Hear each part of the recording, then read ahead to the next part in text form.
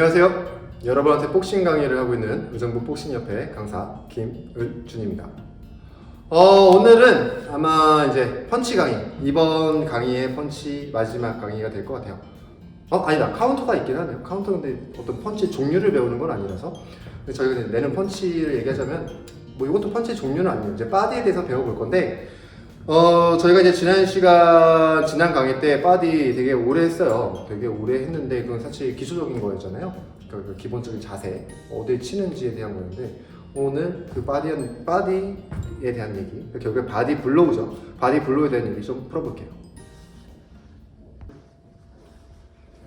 네, 그러면 이제 바디에 관련된 얘기를 할 건데 지난 강의를 보셨다라고 하시면 보신 지 얼마 안 되셨기 때문에 기억을 다 하실 수도 있고 그새 또 다 날려버리실 수도 있고요.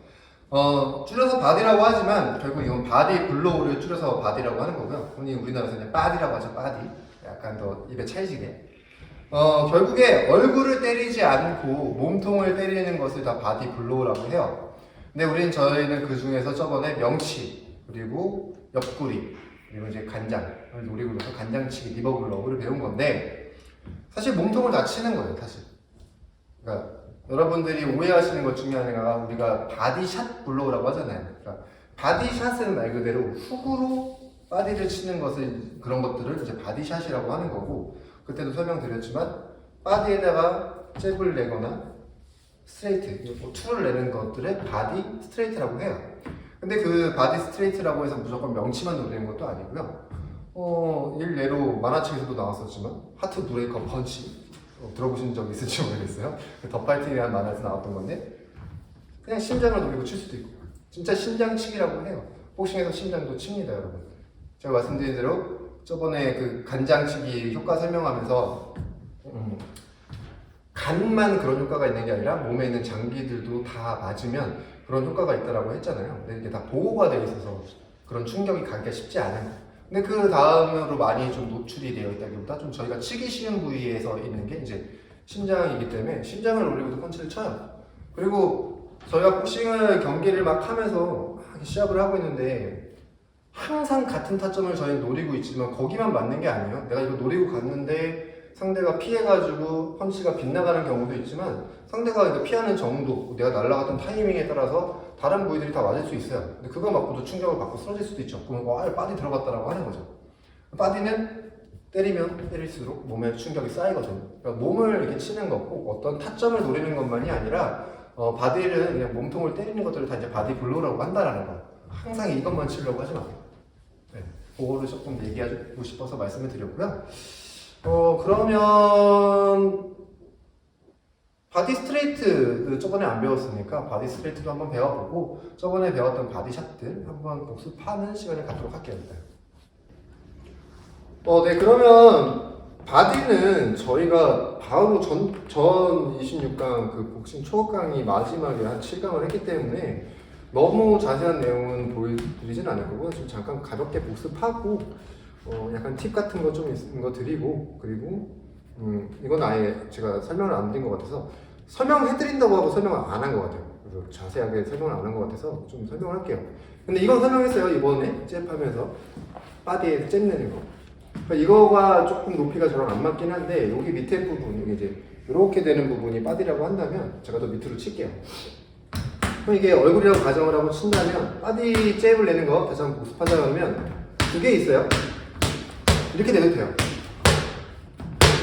안 숙이고 그냥 이것도 내도 돼요. 이거는 약간 견제 느낌이 강한 거죠. 상대의 반응을 유도를 하는 거죠. 그러니까 그런 식으로 내는 바디 잽이 있는가 하면 내가 진짜로 약간 명치를 노리고 간다든지 상대한테 좀 타격을 조금 어느 정도 입히고 싶다라고 하면 이게 만약 상대 얼굴이라고 가정하면 밑에 치는 거죠.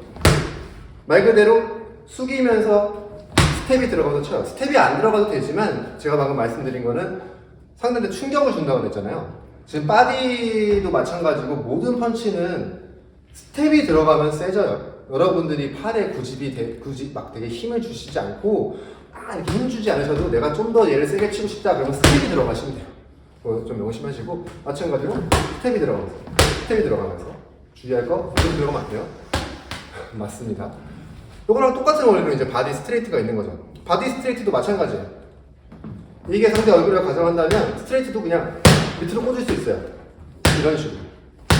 밑으로 그냥 꽂는 펀치가 있는 거고, 역시 요거는 근데 조금 충격이 있어요. 왜냐 스트레이트는 쫙 펴지고 길이가 더 길기 때문에 이거 상대 이렇게 퉁만 쳐도 요건 맞으면 약간 충격이 있고요.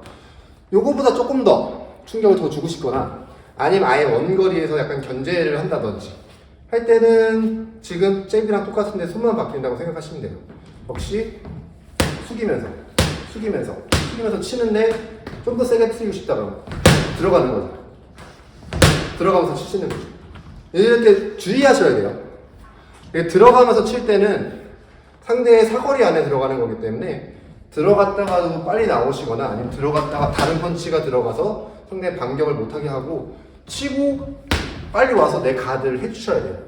이런 거 좀 신경 써주시면은 좋고요. 요거는 되게 이제 여러분들이 직선 공격을 하실 때 섞어주시면 상대가 대응하기 되게 힘들어집니다. 예를 들어서 막 계속 내고 있어요. 원투를 잽 내고 이렇게 쳐도 되고요.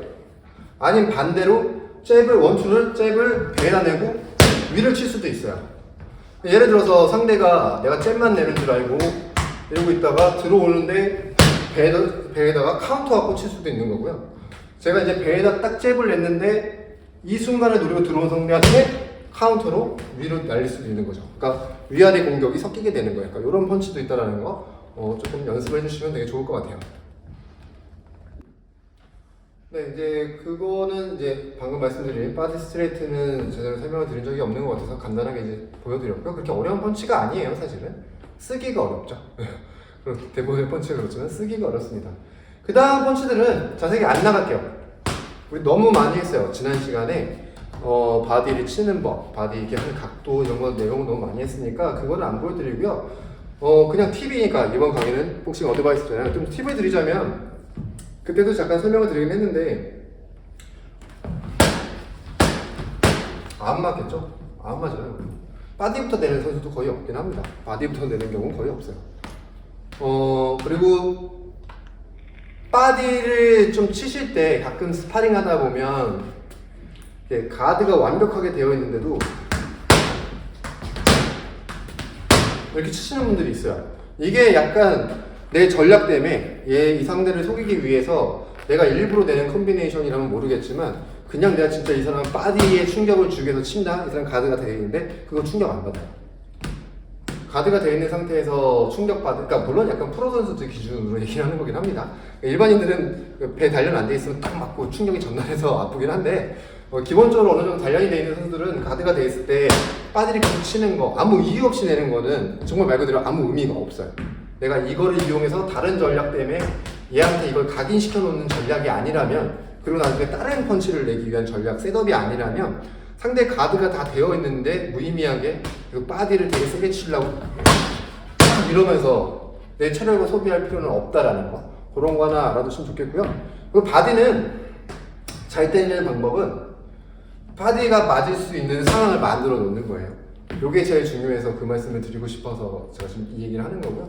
계속 말씀드렸지만 예를 들어서 레프트 어퍼를 쳐서 가드를 모으면 여기다가 바디를 친다든지 뭐 그런 거, 셋업이 필요하다라는 거. 바디는 단독으로 쓰이지 않아요. 그러니까 내가 연습할 때도 꼭 콤비네이션으로 내가 상대 바디를 칠 수 있는 상황이 뭐가 있을까를 생각을 하시면서 그걸 만들 수 있는 콤비네이션들을 연구하셔가지고 연습을 하셔야 돼요.